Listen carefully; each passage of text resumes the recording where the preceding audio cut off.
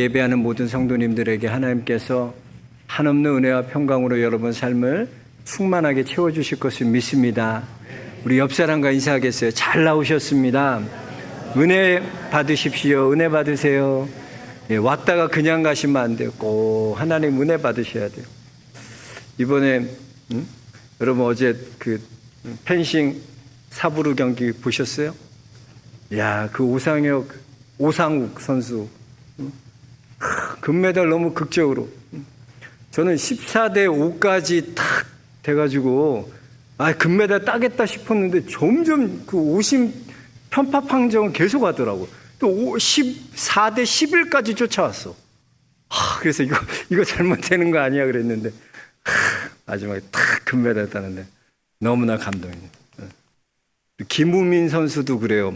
400m가 주종목인데 우리 12년 동안 박태환 이후로 메달 딴 사람이 없잖아요. 올림픽에서. 근데 이번에 김우민 선수가 7위로 결승에 올라갔어요. 7위. 그러니까 제일 안 좋은 그 1번 라인에서 수영하는데 이야, 이 친구도 아침에는 잘 못하더니 오후에 진짜 잘하더라고. 오후에 탁 해서 동메달을 탁 따는데 너무 귀여워요. 또 사격도 그래. 처음 24살짜리 금씨 아줌마. 24살인데 아줌마야.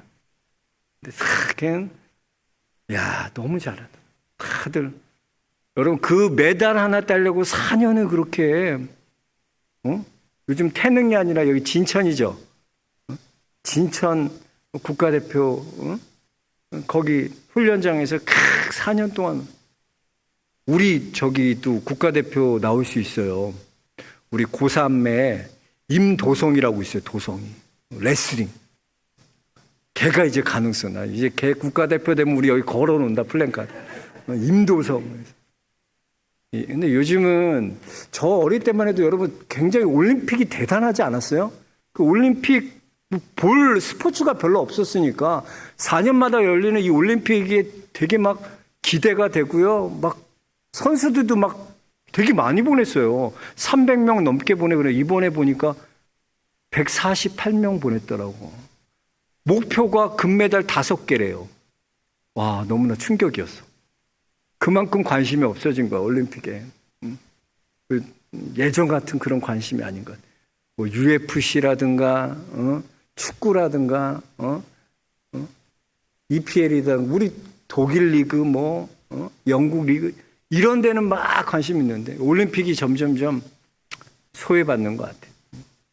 여러분 그 올림픽 선수들 위해서 여러분 기도해 주세요.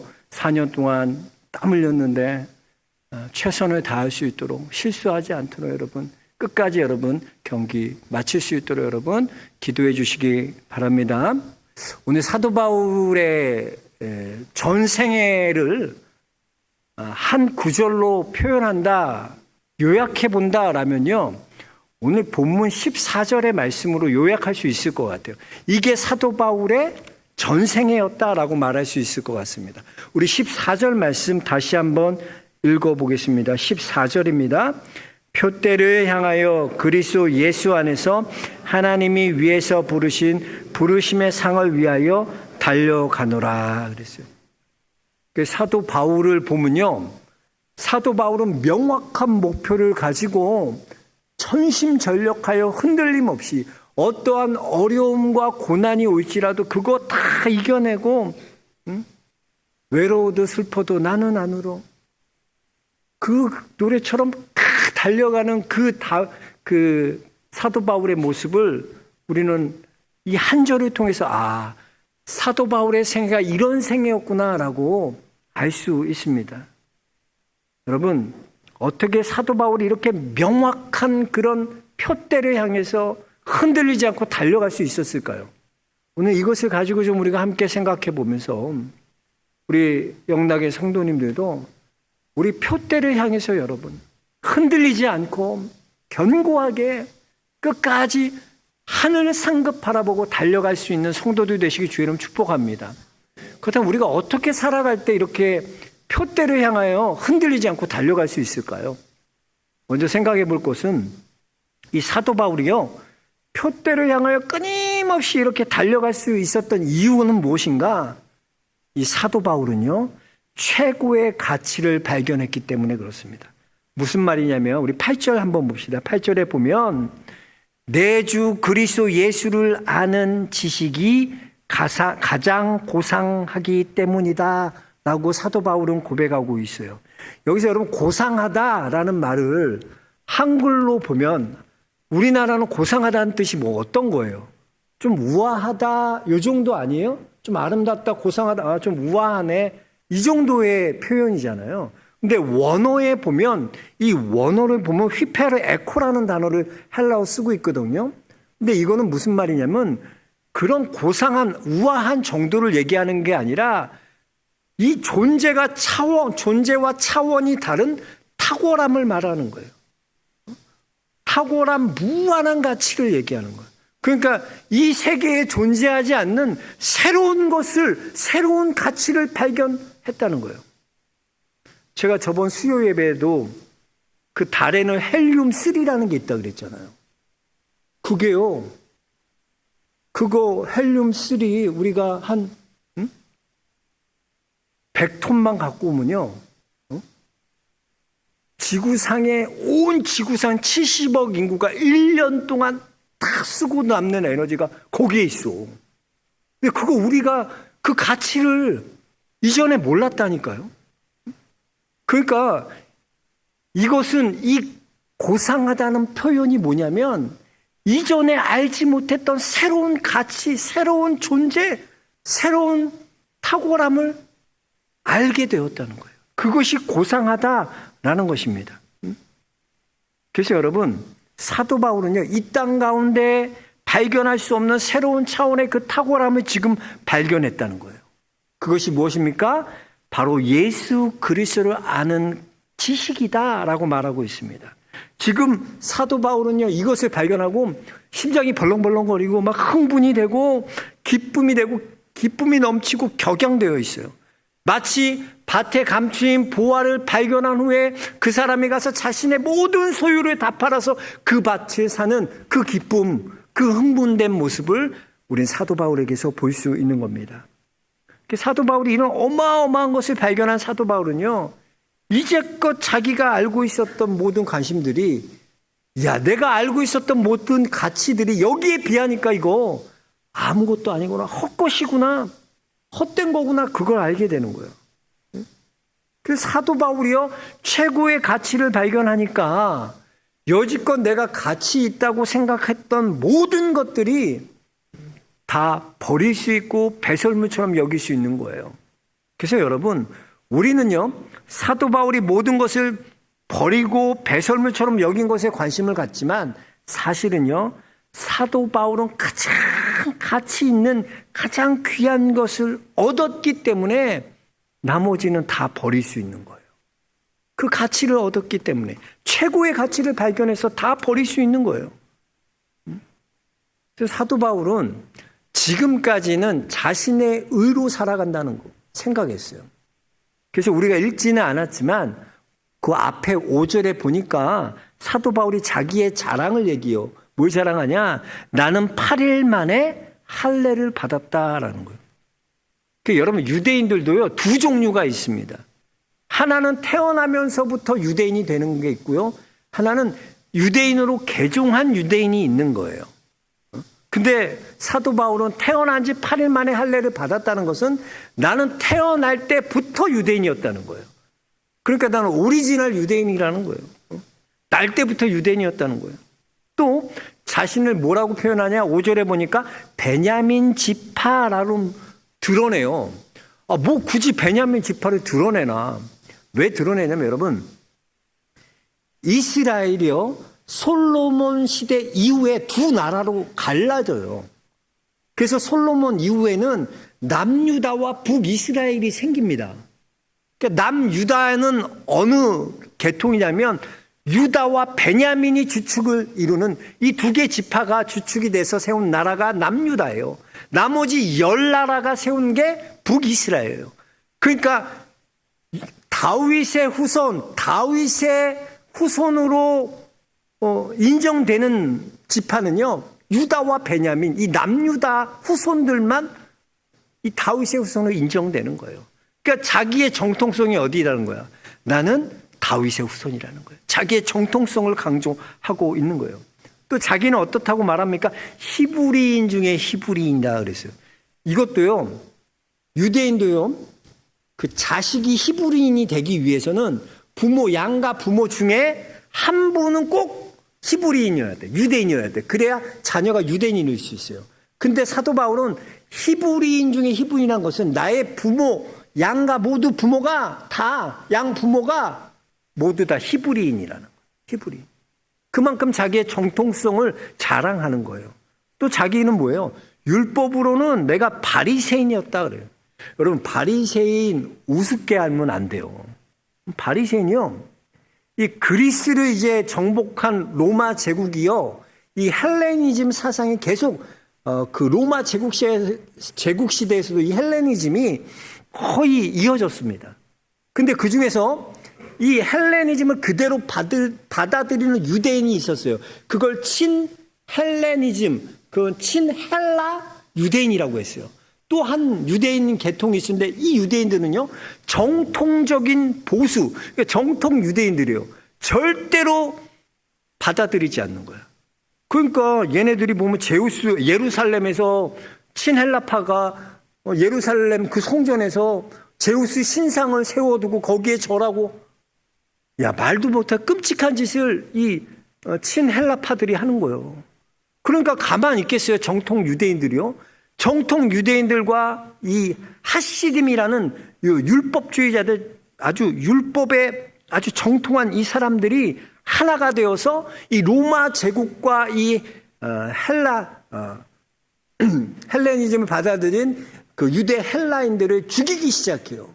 그 싸움이 뭐냐면 우리가 잘 아는 마카비 혁명이 그 혁명이에요. 그래서 친헬라파를 정통파 유대인과 하시dim이 싸우게 되는 거예요. 죽이는 거예요. 그래서 그때 그 마카비 혁명 때 일어났던 게 뭐냐면 정통파 유대인들이 예수님처럼요, 교회를 정화시키는 거예요. 교회를 정화시키고 자신은 하나님 앞에 구별된 자로서 살기로 다짐하고 하나님의 율법을 지키기 시작합니다. 그래서 초기의 바리새인들의 모습은요, 굉장히 율법적으로 완벽한 자들이었어요. 얼마나 율법을 잘 지켰는지. 그래서 사도 바울은 어떤 사람이냐? 바리새인이라고 말하는 것은, 특별히 사도 바울은요, 율법 중에서도 명문이라고 말할 수 있는 가말리엘에서 수학한 최고의 명문 중의 명문. 율법으로는 이 가말리엘보다 뛰어난 데가 없는 거예요. 거기서 율법을 배운 최고의 사람, 그게 바로 사도 바울이었다. 그러니까 사도 바울은 율법적으로도 완벽한 사람이었다는. 그런데 자기가 가진 이런 자랑들 가지고는 살아가 보니까 하나님의 의를 내가 이룰 수가 없다는 걸 깨닫게 되는 거야. 내가 이런 자랑, 내가는 율법을 지키고 나는 유대인이고 정통 히브리인이고 모든 걸 다 갖췄다고 생각했는데 이거 가지고는 하나님의 구원을 이룰 수 없다는 걸 알게 되는 거야. 그러니까 여러분 생각해 보세요. 우리의 어떤 선행이나 여러분의 공로나 여러분의 행위로 구원받을 수 있다면 얼마나 좋겠어요. 그렇다면 여러분 얼마나 열심히 선행을 베푸고 공로 쌓고 열심히 살겠어요.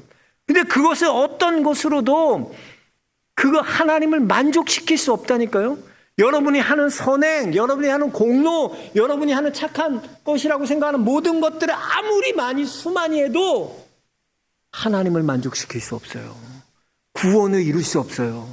하나님의 의를 이룰 수 없다는 거예요. 사도 바울은 이것을 깨달은 거야. 그러고 발견한 게 뭐나? 아, 나의 의로는, 나의 자랑으로는 하나님의 구원을 이룰 수 없구나. 하나님의 의를 이룰 수 없구나.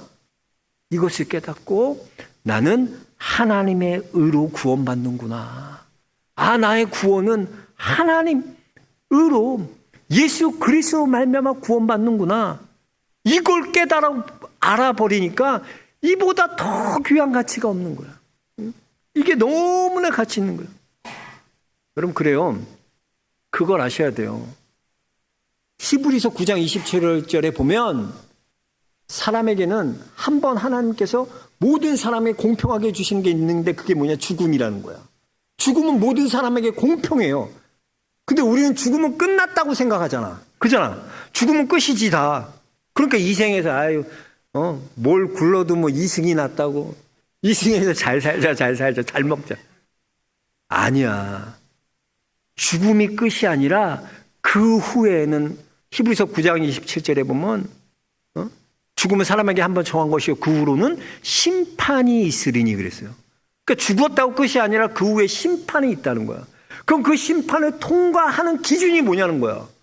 심판받았는데 이 심판을 통과해서 어떤 사람은 천국에 어떤 사람은 지옥에 떨어지는데 그 기준이 뭐냐. 우리가 갖고 있는 사도 바울이 갖고 있는 그 자랑 가지고 있는 모든 가치로는 통과할 수 없다는 걸 아는 거야. 뭐로만 통과할 수 있나? 예수 그리스도의 의로 하나님의 의로 십자가의 은혜로만 구원받을 수 있다는 걸 알게 되는 거예요. 그러니까 이걸 발견하니까 이 가치가 너무나 위대해요. 여러분 예수 믿는 거 우습게 하지 마세요. 예수 믿는 것은요 이것을 아는 거예요. 이 가치를 아는 거예요. 내가 어떤 나의 자랑과 나의 공로와 나의 것으로는 구원받을 수 없구나. 오직 예수 그리스도를 통해서만 구원받을 수 있구나. 예수 그리스도의 의로 나는 구원받는다. 이걸 발견한 것이 최고의 가치라는 거예요. 고린도후서 5장 21절에 보면요.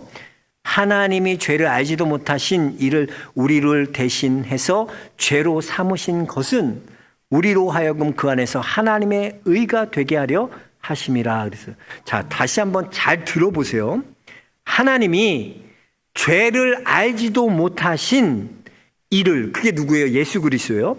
우리를 대신해서 죄로 삼으신 것은 우리로 하여금 그 안에서 하나님의 의가 되게 하려 하심이라 그랬어요. 그래서 여러분, 지금 예수님은 죄가 전혀 없으신 분이에요. 근데 그 예수님에게요, 우리의 모든 죄와 허물 다 가지고 그에게 다 죄를 전가시켰어요. 그래서 예수님은 죄가 되게 하셨어요. 그리고 예수님의 의는 우리에게 전가돼서 우리는 예수 그리스도의 이름으로 우리를 의롭게 해주셨다는 거예요. 그래서 예수님은 죄가 되셨고 우리는 하나님의 의가 되게 하셨다.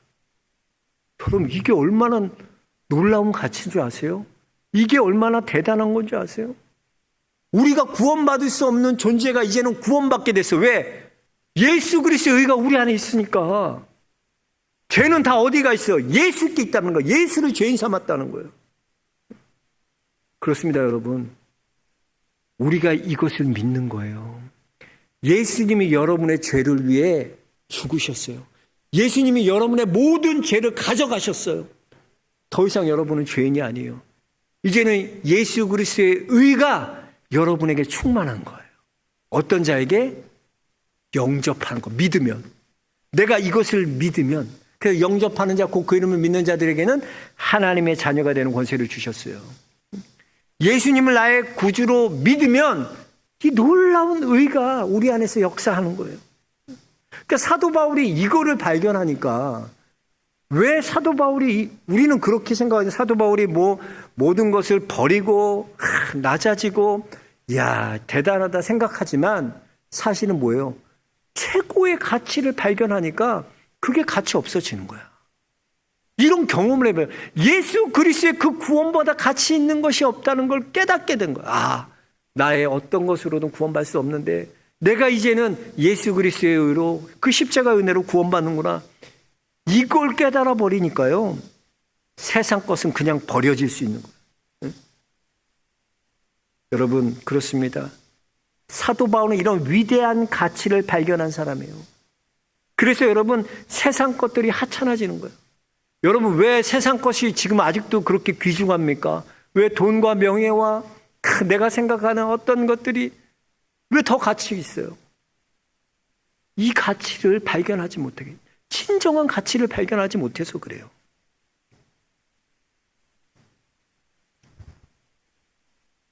(6.25) 전쟁이 끝난 후에 한 무명의 화가가 있었어요. 무명의 화가가 있었는데 그 당시에는 진짜 우리 6.25 이후에 너무나 가난했잖아요. 그러니까 물감도 없고 캔버스도 없고 그림을 그릴 수 있는 그런 상황이 안 돼요. 그래도 이 무명의 화가가 미군 PX에서 당시에 이제 그림을 그렸어. 초상화 그리고 이런 일을 해갖고 돈을 벌었는데 그 일도 이제 못하게 됐어요. 돈이 없으니까 어떡해요. 그래도 그 초상화 옛날에 PX에서 그릴 때 알고 있었던 병사가, 미군 병사가 있어서 그 병사가 일본으로 자주 가니까 혹시 일본 가거든 물감이랑 이 캔버스를 좀 사다 줄 수 있냐 이렇게 부탁을 하는 거예요. 그러니까 그 미군 병사는 보니까 무명의 그 화가가 너무나 딱하잖아, 사정이. 우리나라는 전쟁 이후에 이렇게 어려워졌고 그래서 자기 돈으로 그 물감이랑 캔버스를 사다 준 거예요. 계속 공급해줘서 그림 그릴 수 있어. 그 이제 이 사람이 돌아가게 고국으로 이제 미국으로 가게 됐는데 가기 전에 이 그 무명의 화가가 정성껏 그림 하나를 탁 그려주는 거예요. 그리고 그걸 내가 줄 건 없고 이 그림 하나 그렸는데 제발 받아달라고. 그러니까 뭐 무명 화가가 그린 거니까 별로 대수롭지 않고 그거 알았다고 고맙다고 말은 그렇게 했지만 집에 가서 그냥 생각도 안 하고 50년 동안 창고에다 그걸 처박아 놓은 거예요. 근데 이분도 이제 나이가 그로부터 이제 50년이 지났어요. 점점 나이가 들수록 생활이 좀 어려워지고 힘들어졌어요. 그런데 항상 한국에 대해서 그런 게 있어요. 6.25에 참전한 그런 용사들은 그 자기가 전쟁한 그 나라에 관심을 가져요. 그래서 전쟁 후에 그 나라가 어떻게 재건될까 이런 거에 항상 관심이 있었는데 어느 날 50년 후에 뉴스를 그 매스컴에서 이 사람의 이름이 계속 나오기 시작하는 거예요. 매스컴에서 이 사람이 얼굴이 보이기 시작. 그래서 이 사람은 생각하는 거야. 아, 내가 그때 받았던 그림이 있지. 그 그림 생각해서 그 그림 가지고 한국에다 그 그림을 한국 시장에 내놨어요. 그 그림이 뭐냐? 박수근 화백의 빨래터라는 그림이야. 그래서 그 그림이요. 2007년도에 서울 경매시장에서 최고 경매가로 45억 2천만 원에 팔렸어요. 2007년. 지금으로 따지면 한 150억도 넘는 가치를 지닌 그런 무기. 그 미국 병사가 누구냐면 존 닉슨이라는 사람이에요. 존 닉슨. 그렇게 어려워져서 자손들에게 막 어려워지니까 그 나이 들어서 돈 없으면 어때요? 무시당하잖아. 미국도 그랬나 봐. 근데 그때부터 삶이 바뀌어진 거야. 이 존 닉슨의 삶이. 우리 할아버지가 이런 위대한 분이니까 우리 아버지가 이런 분이고 그러면 대우가 달라지고 삶이 완전히 바뀌게 되었다. 그 무명 화가가 그린 그 그림 때문에. 여러분, 우리가 하찮게 여기는 거, 예수 믿는 거 너무 하찮게 여겨, 여러분. 여러분이 구원받은 걸 너무나 하찮게 먹어. 그 가치를 몰라. 그 가치는 세상 어떤 것과도 비교할 수 없는 놀라운 가치입니다. 사도 바울이가 자신이 자랑으로 생각했던 그 의를 다 동원해서 내가 구원받으려고 했지만 구원에 이를 수 없었어요. 그런데 그런 그가 하나님의 의를 발견하고 십자가의 의를 발견하니까 흔들리지 않고 그 표대를 향해 나아가는 인생이 되는 거예요. 여러분, 이걸 발견한 사람, 이 위대한 발견, 예수 믿는 것이 이렇게 귀한 거구나, 이렇게 가치 있는 거야, 이걸 발견한 사람은요, 표대를 향해 달려갈 수 있는 거예요. 흔들림 없이 달려갈 수 있는 거예요. 저는 우리 영락의 성도님들이 이 영적인 가치를 발견하고 이 사도 바울이 발견한 이 가치를 발견할 수 있는 믿음의 성도들 되시기 주의 이름으로 축복합니다. 그 가치를 발견하고 그 가치로 표대를 향해 흔들림 없이 나아갈 수 있게 축복합니다. 그리고 또 한 가지 표대를 향해 끊임없이 우리가 달려갈 수 있는 이유는 뭐냐? 사도 바울 안에는 거룩한 불만족이 있었어요. 무슨 말이냐면, 자, 여러분 보세요. 사도 바울은 가는 곳곳마다 놀라운 하나님의 기적을 일으켰고요. 믿는 자들이 더하여지고 복음의 역사가 일어났고 교회가 일어났어요. 근데 사도 바울은 뭐라고 말하나? 나는 과거에 묶여 있지 않는다는 거야. 과거는 다 잊어버렸다는 거야. 자기가 했던 과거들, 내가 행했던 거, 우리 같으면 이런 업적 남기면 대단하고, 근데 그 과거는 다 잊어버리고 뭘 향해 가나? 미래를 향해 간다고 말하고 있어요. 무슨 말이냐? 이 가치, 이 놀라운 예수 그리스도의 십자가의 가치를 발견하니까요, 내가 여지껏 알고 있었던 가치들이 다 하찮아지는 거야. 그러니까 어떤 것으로도, 세상 가치로도 만족이 안 돼. 왜? 이게 너무나 가치 있기니까 만족을 못하는 거야. 그래서 나는 지금도 내가 하나님의 일을 열심히 해서 이런 것을 이뤘지만 거기에 만족 안 해. 난 미래를 바라보고 표대를 바라보면 더 달려나갈 거야. 이런 거룩한 불만족이 있었다는 거예요. 응? 여러분, 보통 우리가 나이 드신 어른들이 이런 얘기 하죠.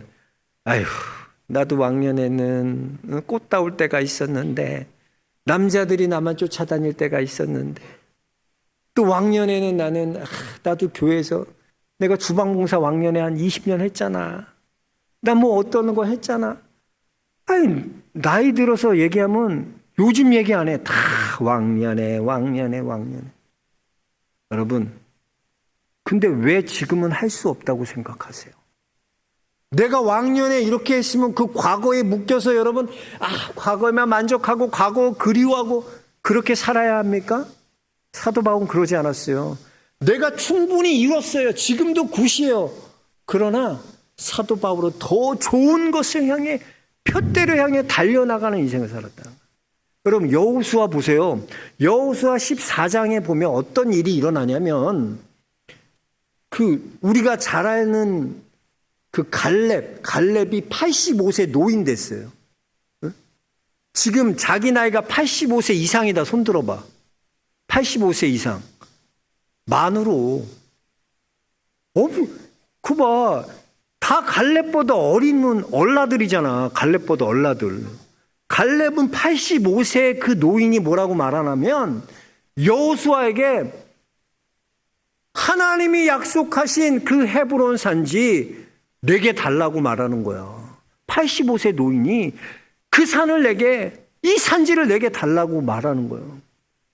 여러분, 생각해 보세요. 지금도 갈렙은요, 충분히 축복받았어요. 갈렙이 이룬 게 얼마나 훌륭한 줄 아세요? 그럼 이스라엘이요, 하나님께서 이스라엘에게 약속하셨어요. 내가 너희에게 약속의 땅을 주겠다 약속하셨어요.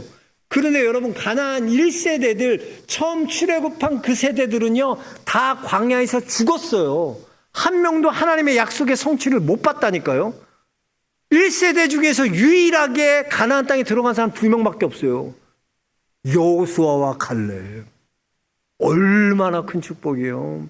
모세도 못 들어갔다니까. 모세도 그 땅을 보기만 했지. 근데 여호수아와 갈렙만 들어간 거야. 갈렙이 얼마나 큰 축복을 받았습니까? 그런데 거기에 머무르지 않아요. 갈렙이 말합니다. 하나님, 가데스 바네아에서 내가 40살 때, 40대요. 하나님께서 나에게 약속해 주셨잖아요. 내가 너가 밟는 그 땅을 너와 내 자손들에게 줄 것이다. 주님 약속해 주셨잖아요. 근데 지금 벌써 45년이 지나서요. 주님, 하나님 제 나이가 85세예요. 근데 저는 포기하지 않아요. 주님, 저는 여전히 배고파요. 히딩크처럼 나는 여전히 배고파요. 여전히 꿈이 있어요. 하나님께서 나를 통해 이루실 그 꿈이 있습니다. 나는 표대를 향해 달려가겠습니다. 얼마나 멋있어요. 저는 우리 영락의 교인들 이런 거룩한 불만족이 있어요. 지금까지 여러분 신앙생활 못했다는 게 아니라 너무나 잘해 오셨어. 봉사도 많이 하고 섬기도 많이 하고.